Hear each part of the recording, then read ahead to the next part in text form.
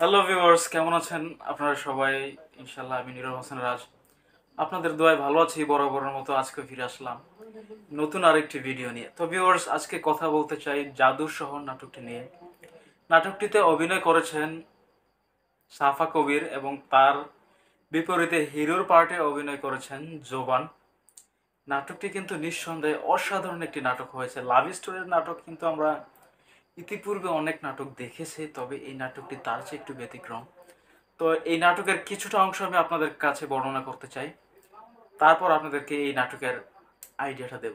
তো নাটকের শুরুর দিকে আমরা দেখতে পাই জোবানকে যে চরিত্রে দেওয়া হয়। জোবান কিন্তু একজন বাবা মার অবাধ্য সন্তান। তার বাবা কিন্তু অনেক বড় লোক, ধনী বাবার একজন ছেলে, মানে বকাটে ছেলে আর কি। ও নিজের বন্ধুদের সাথে মিলে নেশা করে, তারপর হচ্ছে ফ্যামিলির থেকে নেশার জন্য বিভিন্নভাবে ছলে বলে টাকা নেওয়া হয়। তো একটা পর্যায়ে কিন্তু তার ফ্যামিলিও তাকে টাকা দেয় না, ছেলে এরকম নেশা করে বলে।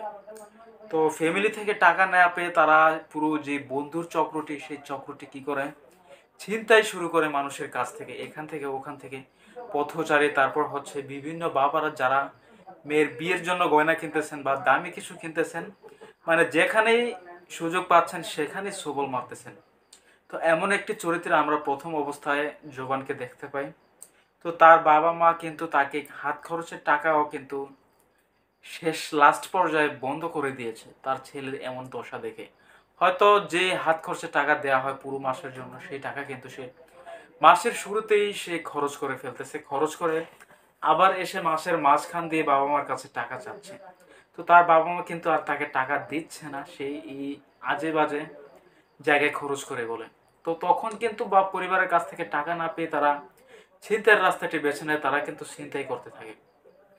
তো ভিউয়ার্স, এরপরে আমরা এই শুরুর পার্ট শেষ হওয়ার পরে পরের পার্টে আমরা দেখতে পাই জোবান আসলে একটি মেয়ের, মানে তাদের যে ফ্রেন্ড সার্কেল, সেই ফ্রেন্ড সার্কেল একটি মেয়ের বিয়ের গহনা চুরি করে তার বাবার কাছ থেকে।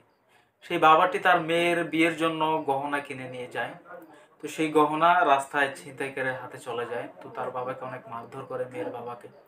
তো যখন এই গহনার বাক্সটি জোবানের কাছে যায়, সেই আসলে এই গহনার বক্সের ভিতরে যে অ্যাড্রেসটি ছিল একটি মেয়ের অ্যাড্রেস।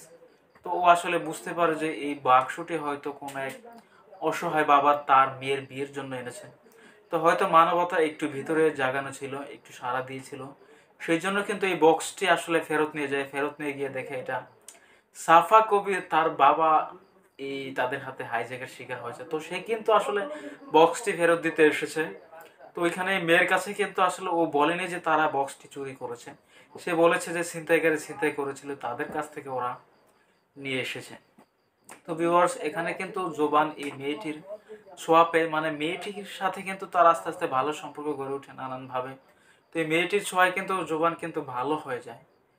একটা সময় তার বাবার কাছে গিয়ে চাকরি খুঁজে, যে তার বাবার অফিসে বা অন্য কোথাও তাকে একটা চাকরি দিতে, তাকে ভালো হওয়ার সুযোগ দিতে, তার পুরো ফ্যামিলিকে তার সাথে থাকার জন্য, তাকে সাপোর্ট দেওয়ার জন্য বলা হয়।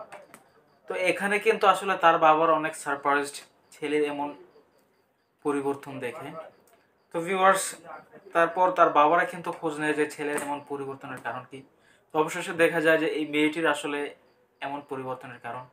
তো জোবানের মা বাবা সিদ্ধান্ত নিয়েছে যে এই মেয়েটির তাদের ছেলের বউ হলে খুব ভালো হয়। তো এই মেয়েটির বাসায় কিন্তু প্রস্তাব নিয়ে যায় জোবানের বাবা, জোবানের মা।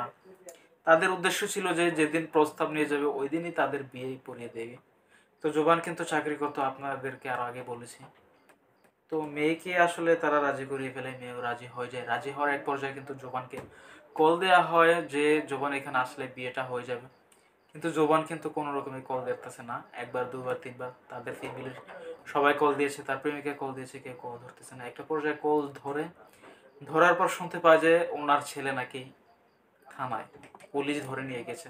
তো জোবানের বাবা যায়, যাওয়ার পরে শুনতে পায় যে তার ছেলে কোনো এক ছিনতাইয়ের মামলায় ফেঁসে গিয়েছে, সেই মামলায় তাকে জেলে নেওয়া হয়েছে। তো এখানে কিন্তু সাফা কবির তার বাবার সাথে যায়, যে কোনোভাবেই যায়। যাওয়ার পর শুনতে পায় যে সাফা কবিরের বাবার সেই বক্সটিও কিন্তু জোবানেরা ছিনতাই করেছে।